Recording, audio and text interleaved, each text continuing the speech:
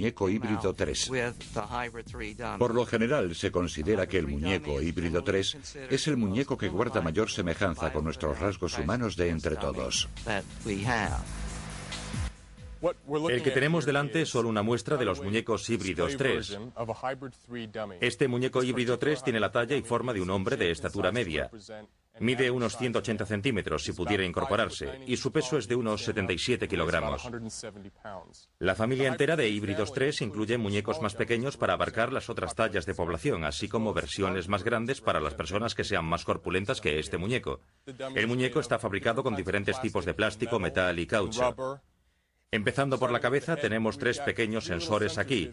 Estos pequeños objetos rojos que miden los movimientos de la cabeza. Los llamamos acelerómetros porque lo que miden de verdad es la aceleración. Si bajamos hacia el pecho, verás que el muñeco tiene costillas. Las costillas son de metal y llevan un material plástico por detrás para que el movimiento de las costillas sea más parecido al de los humanos. Y tenemos sensores enganchados a la parte posterior de la columna del muñeco que también miden la aceleración.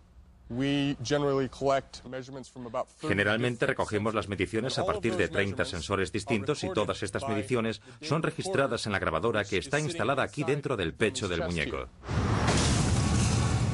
Con este nuevo material, los ingenieros realizaron miles de pruebas de colisiones. Casi todas fueron filmadas usando cámaras de alta velocidad especiales que permitían que los investigadores estudiaran científicamente cada matiz de una colisión de tráfico. Las fuerzas que observaron iban desde peligrosas a mortíferas.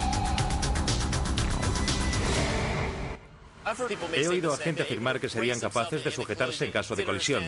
No parecen comprender que las fuerzas desatadas durante una colisión son tan brutales que necesitarían poder sujetar pesos 5 veces superiores al suyo. Pueden ser 10 o 20 veces superiores. En 1970 la mejor protección ante estas fuerzas seguía siendo el cinturón. Desgraciadamente, menos del 25% de la población lo usaba, un dato importante, ya que la tasa de mortandad llegó a cifras desoladoras. 55.000 víctimas mortales al año. A finales de los 60, los conductores y pasajeros no usaban los cinturones de seguridad y se empezó a idear un dispositivo de protección que funcionase automáticamente. A principios de los 70, la General Motors empezó a poner a prueba la nueva tecnología de airbags, que se inflaban en una colisión impulsados por pequeñas cargas explosivas.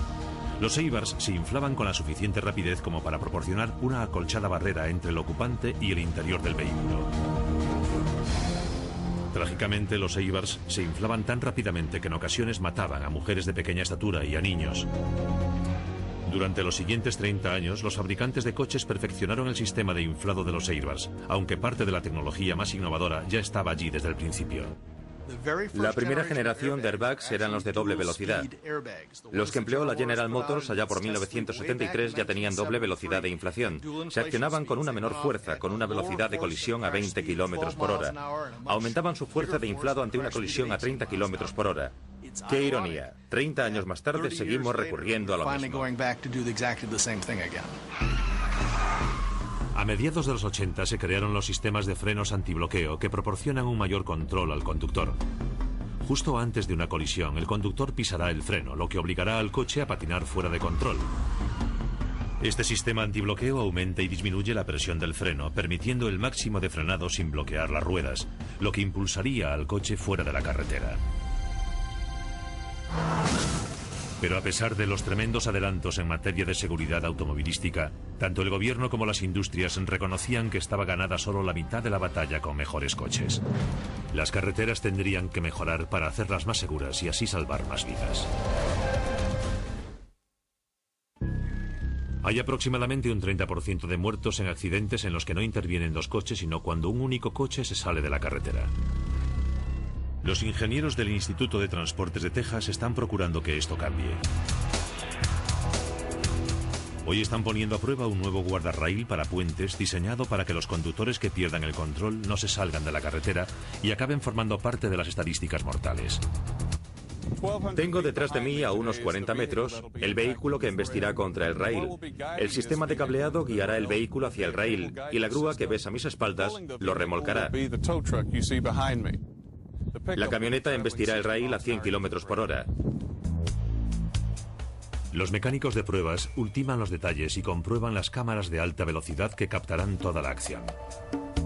Finalmente, el conductor de la grúa recibe el aviso que dará comienzo a la prueba.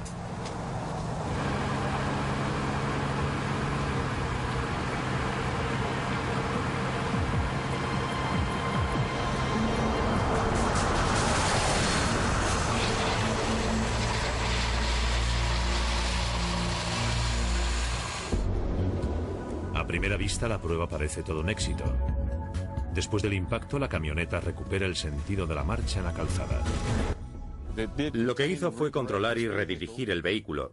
Si esto hubiera ocurrido en un puente o en un paso elevado, se hubiera evitado la posible caída a una carretera inferior o al agua. Mantuvo a este vehículo en la calzada y enderezó su posición, así que el comportamiento de este rail ha sido un éxito. Pero el vehículo de pruebas nos cuenta otra historia. Encontramos unos desperfectos en la camioneta que no habíamos previsto. Lo que es más, los produjo el rail.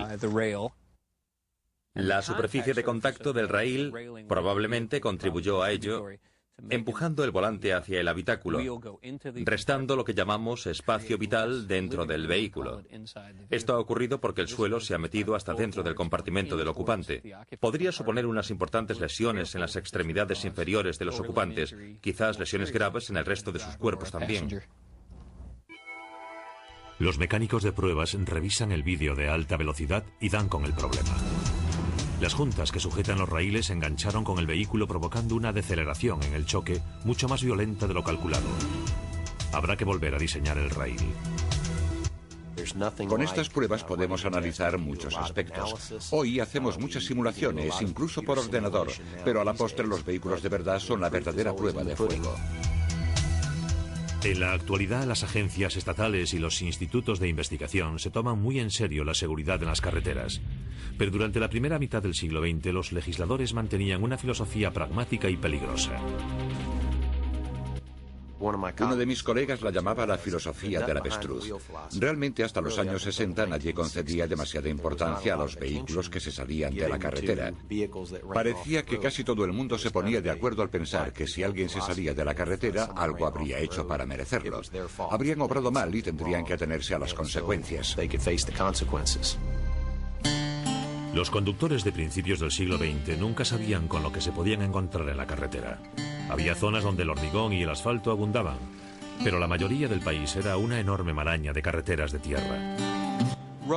Las carreteras podían servir tanto para evitar como para contribuir a un accidente en estos primeros tiempos.